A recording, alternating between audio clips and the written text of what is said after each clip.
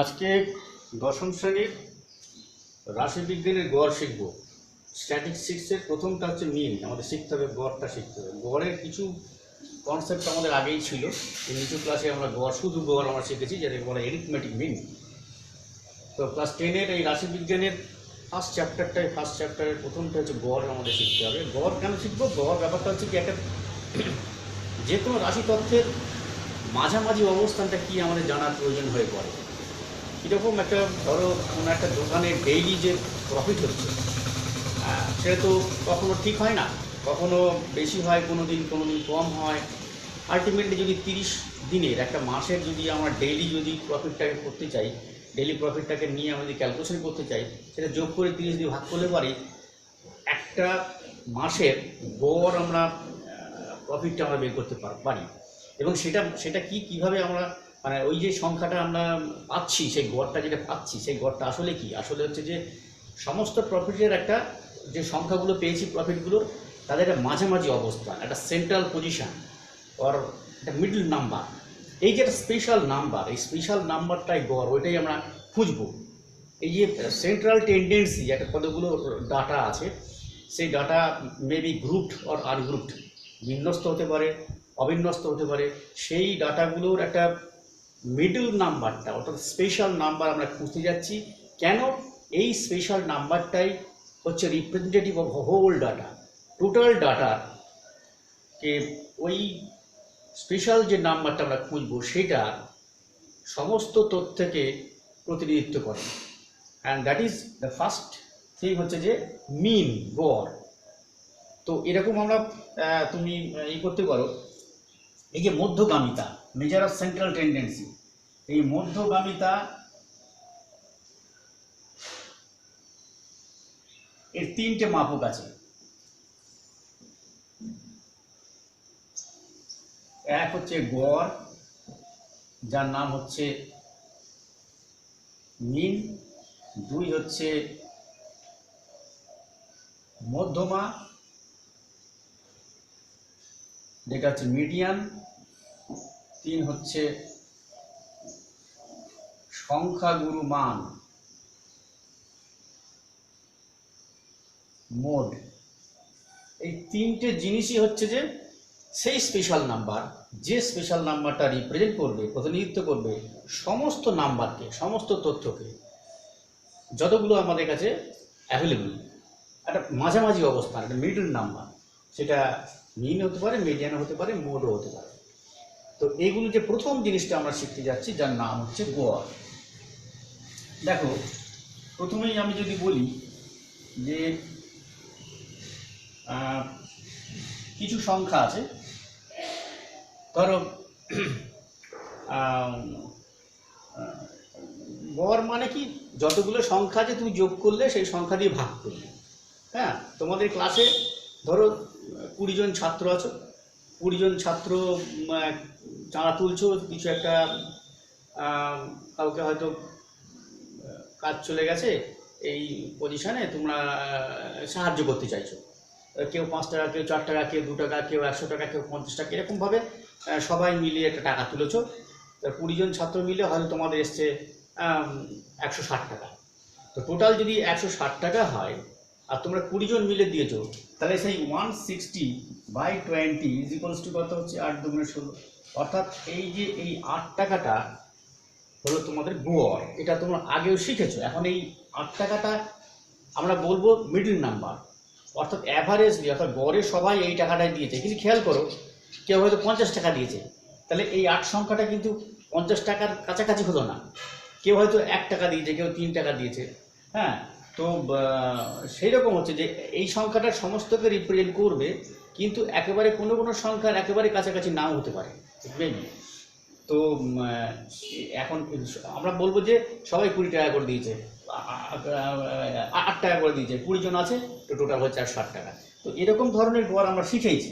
তো সেইটাকে আমরা নতুন করে একটু ঝালিয়ে নেব, যে গড়ের ক্ষেত্রে ধরো আমি যদি daily profit of a tea stall যদি বলি, একটা চায়ের দোকানের প্রতিদিনকার যে লাভ, বা যে কোনো একটা কিছু হতে পারে, সেই লাভটাকে আমি যদি বলি এক্স দিয়ে ডিনোট করি, এক্স একটা ভেরিয়েবল বা চলরাশি, এর এই প্রতিদিনকার যে তথ্য, প্রতিদিনকার যদি তুমি ধরতে পারো যে লাভটা যদি বলো, সেটা যদি x1 হয়, x2 হয়, x3 হয়, এটসেট্রা 30 দিন হতে পারে। 30 দিনের যদি x30, অর্থাৎ 30তম দিনে তার লাভ হয়েছে x30 টাকা, থার্ড দিনে তার x3 টাকা, পঞ্চম দিনে তার x5 টাকা, x5 টাকা, এরকম ধরনের যদি আমরা বলি, মানে সংখ্যাটা না বলে এটাকে আমি একটা ভেরিয়েবল দিয়ে বলছি, তাহলে পরে এদের গড়টা কত হতে পারে, সেই গড়টা আমরা বলবো x1, সবগুলো আমরা যোগ করি, এটা কিন্তু আমরা আগে শিখেছি। টোটাল নাম্বার হচ্ছে 30টা, তাহলে 30 দিয়ে ভাগ করি। এখন এই যেটা পাচ্ছি ক্যালকুলেট করে যে সংখ্যাটা পাবো, that is the mean, and ওটাকে আমরা আগেও শিখেছি, যার নাম হচ্ছে গড়। এইটাকে আমরা বলি এক্স বার দিয়ে ডিনোট করি, তার নাম হচ্ছে এক্স বার। এই এক্স বারটাকে আমরা গড় বলি, এবং এইটা আমরা আগেই জানতাম। এইবার দেখো এখানে আমরা যেটা শিখব, যে 30টা তো এক মাসের বলছি, সে 2 মাস যদি হয়, 3 মাস যদি হয়, সেই জন্য এটাকে জেনারেলাইজ করবো, সাধারণীকরণ করলে পরে এটা আমরা বলে দেবো আপ টু এক্স এন অবধি। সেই জন্য এক্স এর ভেরিয়েবল, এন সংখ্যক ভেরিয়েবল, এক্স এর যদি এন সংখ্যক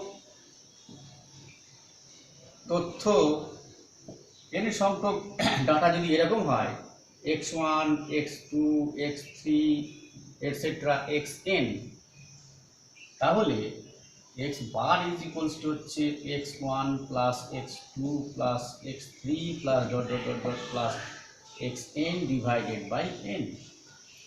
এইটাকে আমরা একটু সংক্ষেপে লিখতে পারি, শর্ট ফর্মে। This is equals two 1/n টা আগে লেখো, x1 plus x2 plus x3 xn। কিরকম শর্ট ফর্ম? এইটাকে আমরা লিখতে পারি sigma I is equals to 1 to n xi। এই যে লিখেছি সিগমা, এই সিগমাটা লিখেছি, এটা যে Greek letter, Greek capital letter sigma, যার অর্থ হচ্ছে যে, মানে হচ্ছে সমষ্টি, সামেশান, সামেশান করা গ্রিক লেটার দিয়ে ক্যাপিটাল, ক্যাপিটাল সিগমা বলা হয়। তো এইটা মানে হচ্ছে যে এটাকে আমরা ছোট করে এইভাবে লিখতে পারি। তার মানে কি, এটা দিস ইজ এক্স বার, এইটা খেয়াল করবে, দিস ইজ ভেরি ইম্পর্টেন্ট। আমি যদি বলি I is equals to 1 to 4 xi, this is equals to হবে x1 plus x2 plus x3 plus x4 up to 4 অবধি আছে। মানেটা কি, সাফিক্সে আই আছে, আইটা চেঞ্জ হচ্ছে 1 থেকে 4 পর্যন্ত। তুমি 1 বসাবে ফার্স্ট টার্ম পাবে, 2 বসাবে সেকেন্ড টার্ম পাবে, 3 বসাবে থার্ড টার্ম, 4 বসাবে ফোর্থ টার্ম পাবে। আর নেই, কারণ I is equal to 1 to 4, এই যে লিমিট দেওয়া আছে, এখানে লোয়ার লিমিট, এটা হচ্ছে আপার লিমিট। সেই জন্য এইটা মানে হচ্ছে এইটা। ধরো তোমার এরকম ধরনের থাকলো, I is equals to 1 to 5 5i, এটা মানে কি, এটা মানে হচ্ছে 5 into 1 plus 5 into 2 plus 5 into 3 plus 5 into 4 plus 5 into 5। এটা ক্যালকুলেট করে যা হবে সেটাই হবে অ্যান্সার। 5টা কমন নিয়ে নাও,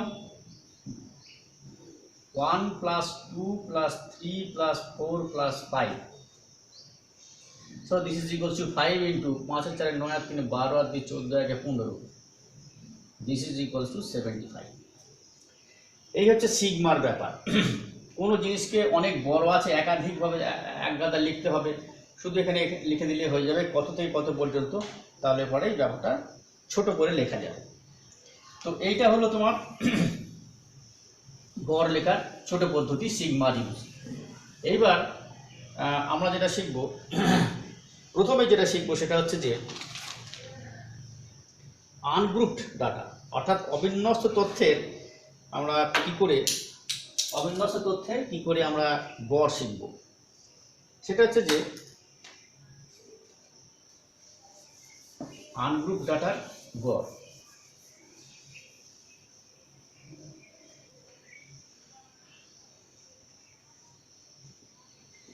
অবিন্যস্ত তথ্যের গড়, মিন হবে, এটা হচ্ছে আনগ্রুপড।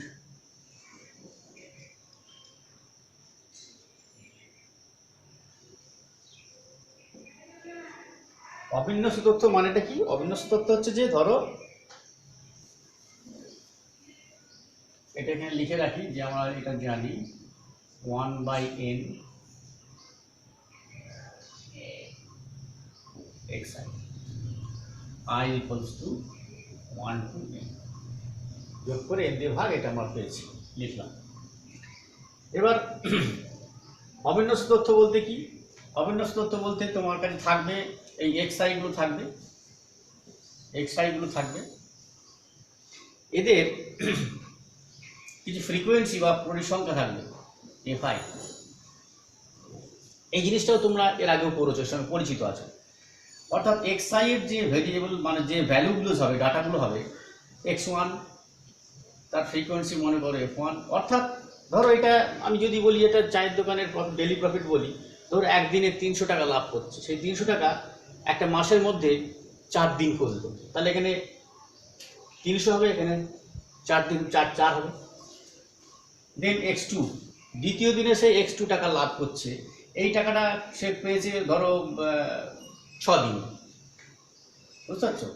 তাহলে এখানে হবে xn, এখানে করতে করতে fn, এইখানে আমরা যেটা করতে হবে fi xi, এটা গুণ করে দেবো f1 x1 f2 x2 fn xn।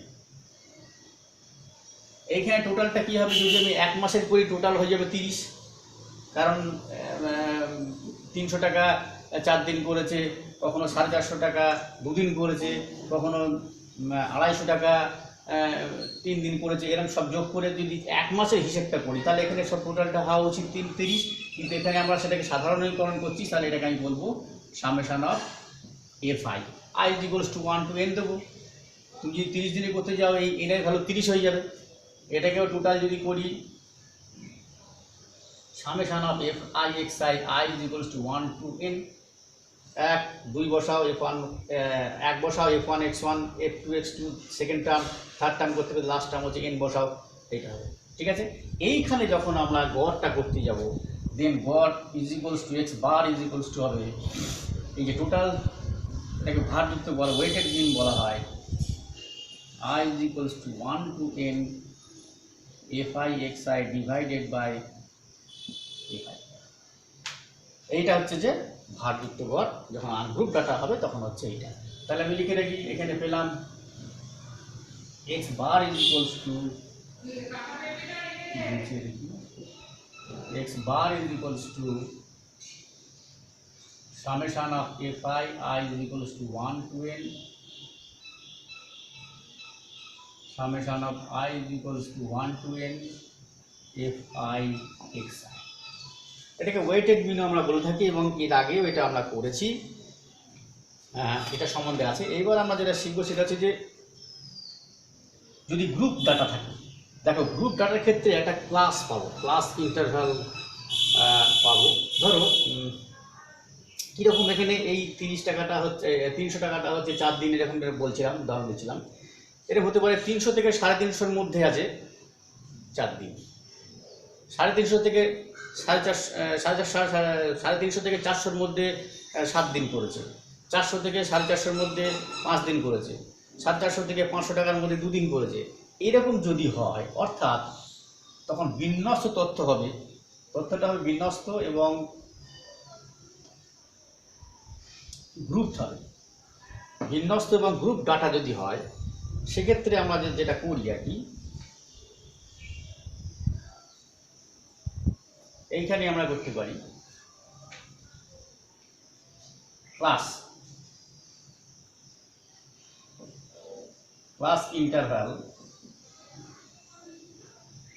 Interval বা শ্রেণী। এই শ্রেণীটা কেমন হয়?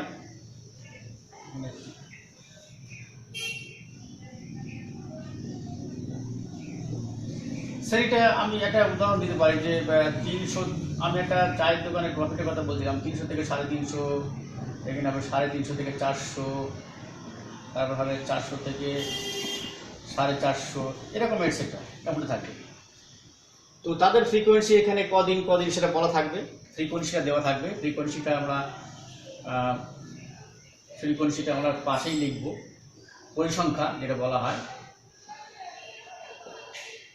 পরিসংখ্যা হচ্ছে যে Fi, সেটা হবে সাম F1 F2। আমি আর লিখছি না যে 5 দিন 7 দিনের লিখছি না, জেনারেলাইজ করছি। এইবার আমরা যেটা করব সেটা হচ্ছে যে এই 300 থেকে 350-র মধ্যে একটা মধ্য মান ধরে নেব, অর্থাৎ এটাকে বলা হয় যে তোমার নিম্ন সীমা, এটা বলা হয় উচ্চ সীমা। এটা নিম্ন সীমা, উচ্চ সীমা, এই একটা শ্রেণী, এই শ্রেণীর এটা হচ্ছে নিম্ন সীমা,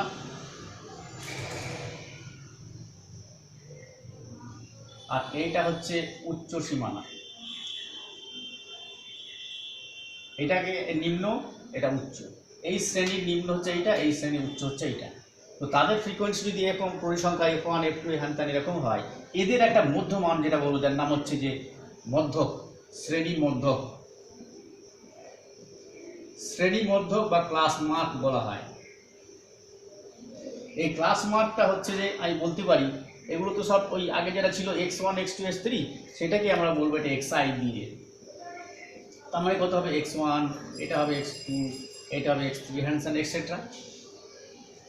তখন হয়ে যাবে কি, এইখানে আমরা কি পাবো, সামেশন অফ xi, এটা হবে f1 x1, f2 x2, f3 x3, অর্থাৎ এই শ্রেণীটাকে এর একটা মধ্যমান, প্রত্যেকটা শ্রেণীর ক্লাস মার্ক বের করে নিচ্ছি, প্রত্যেকটা শ্রেণী মধ্য বের করে নিচ্ছি। তারপরে f1 x1 গুণ করছি, f2 x2 গুণ করছি, f3 x3 গুণ করছি, মানে এটসেট্রা আপ টু যদি n হয়ে যায়, তখন কি হবে, আমরা যেটা আমরা করেছি x bar is equals to, ওই যে আমরা করে নিয়েছি যে summation of i is equals to 1 to n fi xi divided by summation of i is equals to 1 to n fi।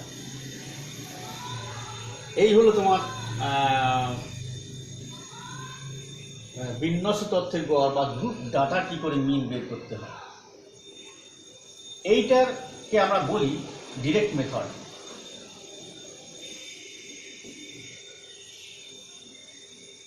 এটাকে আমরা ডিরেক্ট মেথড বলি, এটা প্রত্যক্ষ পদ্ধতি। প্রত্যক্ষ পদ্ধতির কিছু অসুবিধা আছে, বলতে ধরো এটা যদি খুব একটা হিউজ অ্যামাউন্ট হয়, আমি 300 টাকা বলছি, কোন একটা কোম্পানির যদি লাভ হয় তো বুঝতেই পারছো এই অ্যামাউন্টটা বিশাল হয়ে যাবে, কয়েক লক্ষ টাকা গিয়ে দাঁড়াবে, কারো কোটি টাকায় হতে পারে। তো তার এই পরিসংখ্যাটা, ফ্রিকোয়েন্সিটাও তো একটা হিউজ অ্যামাউন্ট হতে পারে, তাহলে বুঝতে পারছো তাদের প্রোডাক্টটা, তাদের গুণফলটা তো আরও বড় হবে, এবং সেইগুলো যোগ করা it will be very tedious and possible of mistake. ওখানে থাকবে কিছু ভুলের সম্ভাবনা থাকবে, যেখানে থেকে উদ্ধার করার জন্য আমরা কিছু পদ্ধতি ইউজ করব, সেটা আমি আজকে আর করছি না। যখন এই ভেরিয়েবলগুলো যখন বড় হয়ে যাবে, তখন আমাদের ক্যালকুলেশনটা একটু জাঙ্ক হয়ে যাবে, সেখান থেকে উদ্ধার পাওয়ার জন্য আমরা অন্য আরেকটা পদ্ধতি করব, যার নাম ডেভিয়েশন মেথড। সেটা আজকে আর করবো না, সেটা আমি পরের দিন করব। আজকে যেটা হচ্ছে যে এই দুরকম যেটা শেখালাম, ডিরেক্ট মেথডের দুরকম আছে, সেটা হচ্ছে যে একটা হচ্ছে যে গ্রুপ ডাটা, একটা আনগ্রুপ ডাটা, এবং এটা সিম্পল মিন যেটা সেটা শেখালাম, এটা বাড়িতে প্র্যাকটিস করবে। আর এর পরের দিন যেটা শেখাবো তার নাম হচ্ছে ডেভিয়েশন মেথড বা অ্যাসিউমড মিন মেথড। তারপরে আবার স্টেপ ডিভিশন মেথড আছে, তারপরে গিয়ে মিনটা শেষ হবে, গিয়ে মধ্যক ধরবো। আজকে আপাতত এই অবধি শেষ করছি, যে অবধি দিলাম এই অবধি বাড়িতে এটা প্র্যাকটিস করবে। এগুলো দিয়ে অঙ্ক করা যায়, যে কোনো পদ্ধতিতেই অঙ্ক যা উত্তর আসবে সব একই হবে, শুধুমাত্র আনগ্রুপ যে ডাটা আছে সেই ক্ষেত্রে অ্যাকুরেট আসার চেষ্টা করবো, অর্থাৎ সবই যোগ করে যখন ভাগ করছি সেটা থাকবে, আর কিছুটা প্রায় অর্থাৎ অ্যাপ্রক্সিমেট ভ্যালু আছে যেগুলো আমরা এইভাবে করবো। আজকে তাহলে এই অবধি মিন করছি, পরের দিন আবার মিন ধরবো।